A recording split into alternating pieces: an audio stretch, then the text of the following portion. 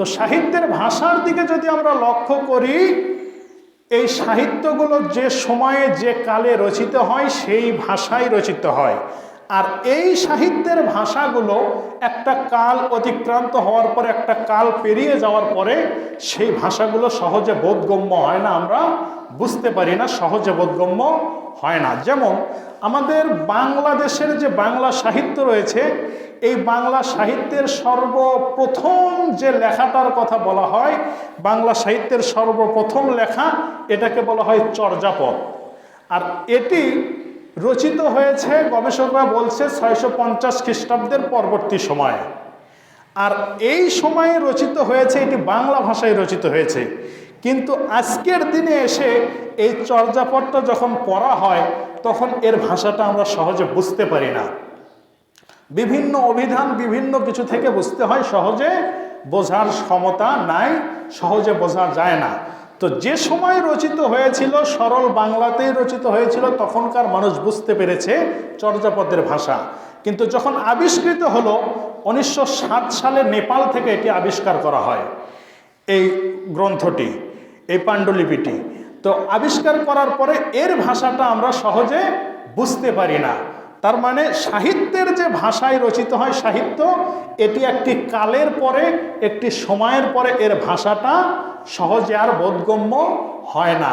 তো আল্লাহ রাব্বুল আলামিন কোরআনুল কারীম নাজিল করেছেন আরবি ভাষায়, কোরআন নাজিল করেছেন আরবি ভাষায়।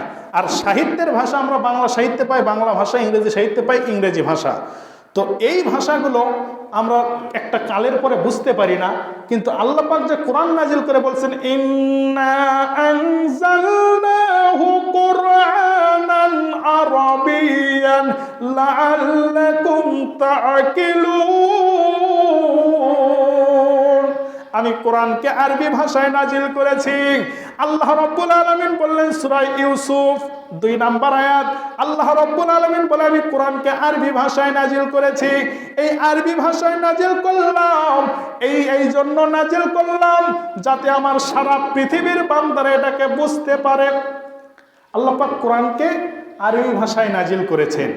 আরবি ভাষা এত সমৃদ্ধশালী একটি ভাষা, যেই ভাষার এক একটি শব্দের এত অর্থ রয়েছে, এক একটি শব্দের এত অর্থ রয়েছে, এত সমৃদ্ধ এই ভাষাটি। আর এতটাই সহজ, লক্ষ্য করে দেখেন যে এখন থেকে প্রায় 1500 বছর আগে আল্লাহ রাব্বুল আলামিন কোরআন নাজিল করেছেন, কিন্তু 1500 বছর পরেও এসে আমরা কোরআনের ভাষা সহজে বুঝতে পারি, আলেমরা বুঝতে পারে, বাংলাদেশিরাও বুঝতে পারে, আরাবিয়ানরাও বুঝতে পারে। তো আল্লাহ রাব্বুল আলামিন কোরআনকে আরবি ভাষায় নাজিল করেছেন, সহজ করে নাজিল করেছেন। আর এ যুগে যে সাহিত্যগুলো রচিত হয়েছে, বা এখন থেকে 100 বছর 200 বছর বা 1000 বছর আগে যে সাহিত্যগুলো রচিত হয়েছে, সেই সাহিত্যের ভাষাগুলো আমরা সহজে বুঝতে পারি না।